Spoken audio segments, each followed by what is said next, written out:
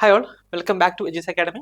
നമ്മുടെ വരാനിരിക്കുന്ന JH exam അല്ലേ, അതായത് junior health inspector exam. So അതിന്റെ പ്രിപ്പറേഷന്റെ ഭാഗമായിട്ടാണ് നമ്മൾ വീഡിയോസ് ഷെയർ ചെയ്യുക. അതായത് പ്രീവിയസ് ഇയർ എക്സാമിന്റെ പ്രീവിയസ് ഇയർ ക്വസ്റ്റ്യൻ ഡിസ്കഷൻ ആണ് നമ്മൾ ഈ ഒരു സീരീസിലൂടെ ഉദ്ദേശിക്കുന്നത്. അപ്പൊ അതിൽ കഴിഞ്ഞ ഒരു വീഡിയോയിൽ നമ്മളൊരു ക്വസ്റ്റ്യൻ ഡിസ്കസ് ചെയ്തിരുന്നു. അപ്പൊ അതിന്റെ കണ്ടിന്യൂഷൻ ആയിട്ടാണ് ഇന്ന് വരിക. നമുക്ക് ഇന്നത്തെ ക്വസ്റ്റ്യൻ നമുക്ക് നോക്കാം. ഓക്കെ, ക്വസ്റ്റ്യൻ എന്ന് പറയുന്നത് നമ്മുടെ അനാട്ടമി ആൻഡ് ഫിസിയോളജി എന്ന് പറയുന്ന അല്ലെങ്കിൽ അനാട്ടമിയിൽ നിന്നുള്ള ക്വസ്റ്റ്യൻ ആണ്. എസ്പെഷ്യലി നമ്മുടെ നോക്കിയ റെസ്പിറേറ്ററി സിസ്റ്റത്തിൽ നിന്നുള്ള ക്വസ്റ്റ്യൻ ആണ്. നോക്കിയ membrane covering the apex of the lungs is known as. Option A Sibson's fascia, B is Waldeus fascia, option C is Carpus fascia and option D is Campos fascia അല്ലെ. ഇപ്പൊ ഇതിൽ ഏതാണ് നമ്മുടെ ലങ്സിന്റെ apex അല്ലെ, apex of the lungs cover ചെയ്തു വരുന്ന membrane ഏതാണ് എന്നാണ് ചോദിച്ചിരിക്കുന്നത്. അപ്പൊ നോക്കിയ നമ്മൾ സാധാരണ ചെയ്യുന്ന പോലെ തന്നെ നമ്മുടെ ഒരു അനിമേഷന്റെ സഹായത്തോടു കൂടി നമുക്ക് ലങ്സ് അതിന്റെ ഈ പറഞ്ഞ അപെക്സ് ഓഫ് ദ ലങ്സ് അവിടെ കവർ ചെയ്ത് വരുന്ന എന്താ ഫേഷ്യ അല്ലെങ്കിൽ സ്ട്രക്ചർ ഏതാണ് എന്നുള്ളത് നമുക്കൊരു അനിമേഷന്റെ സഹായത്തോടു കൂടി കണ്ടു നോക്കാം.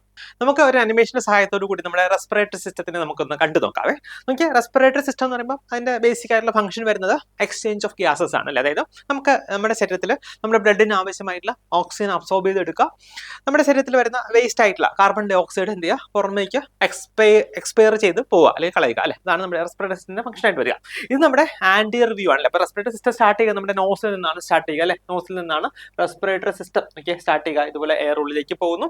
അതേസമയം തന്നെ പെർഫ്യൂഷൻ ഒക്കെ കഴിഞ്ഞതിന് ശേഷം CO2 കാർബൺ ഡൈ ഓക്സൈഡ് പുറമേക്ക് എക്സ്ക്രീറ്റ് ചെയ്ത് പോകുന്നു അല്ലെ.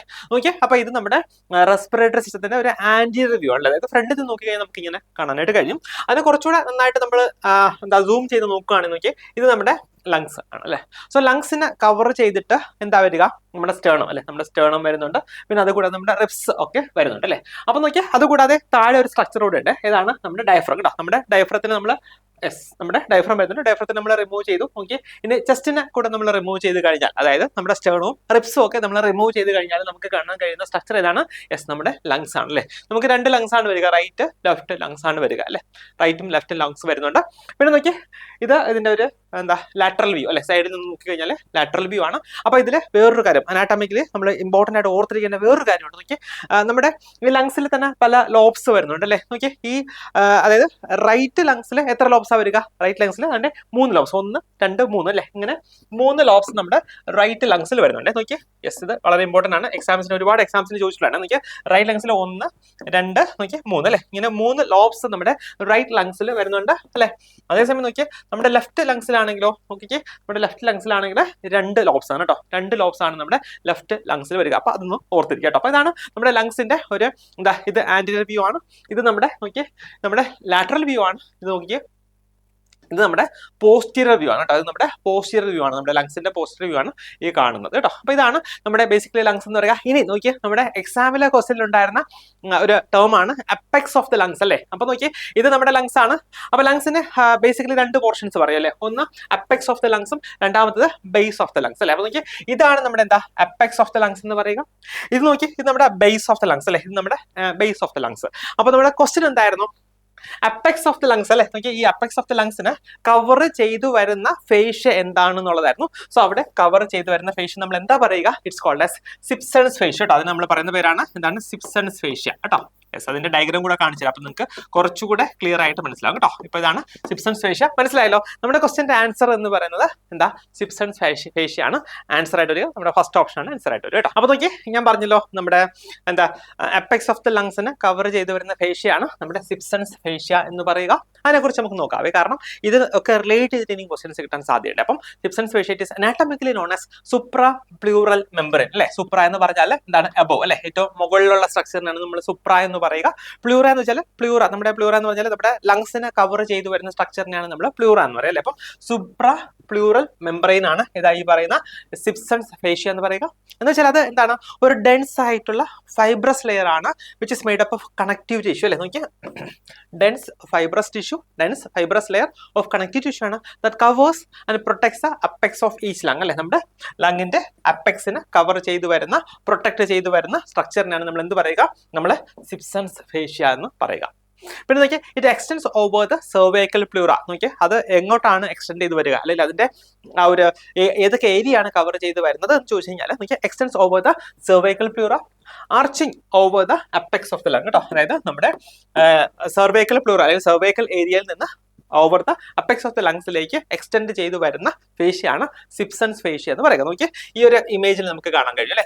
ഇതാണ് എന്താ നമ്മുടെ സിപ്സൺസ് ഫേഷ്യ കേട്ടോ, നമ്മുടെ സിപ്സൺസ് ഫേഷ്യ എന്ന് പറയുക. So it is attached to the internal border of the first rib അല്ലെ. നമുക്ക് 12 പെയേഴ്സ് ഓഫ് റിബ്സ് ആണ് വരിക അല്ലെ, 12 പെയേഴ്സ് ഓഫ് റിബ്സ് ആണ് വരിക.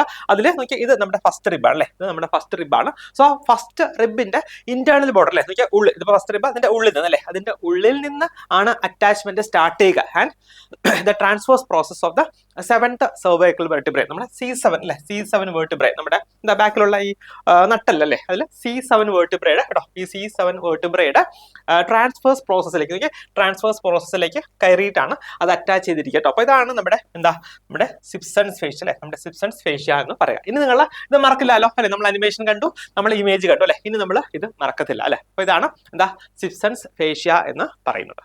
It will act as a rigid ceiling of the thoracic cavity. നമ്മുടെ thoracic cavityയുടെ ഒരു നമ്മൾ സിമെന്റ് ചെയ്തിട്ട് വളരെ റിജിഡ് ആയിട്ട് അതിനെ സീൽ ചെയ്തിരിക്കുന്ന ഒരു കാവിറ്റി ആയിട്ടാണ് ഈ പറയുന്ന സിപ്സൺസ് ഫേഷ്യ ലെയർ ആയിട്ടാണ് സിപ്സൺസ് ഫേഷ്യ ആക്ട് ചെയ്യുക.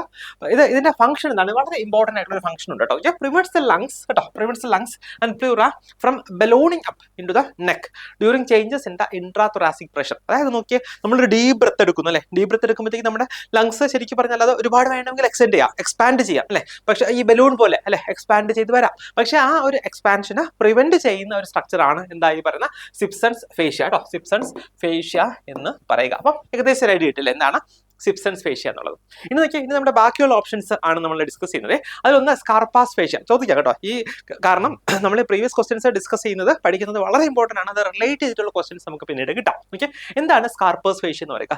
Deep membranous layer of the superficial fascia found in the lower abdominal wall അല്ലെ. നോക്കിക്കേ നമ്മുടെ ലോവർ അബ്ഡോമിനൽ വോളിൽ കണ്ടുവരുന്ന ഫേഷ്യാണ് നമ്മൾ എന്ത് പറയുക?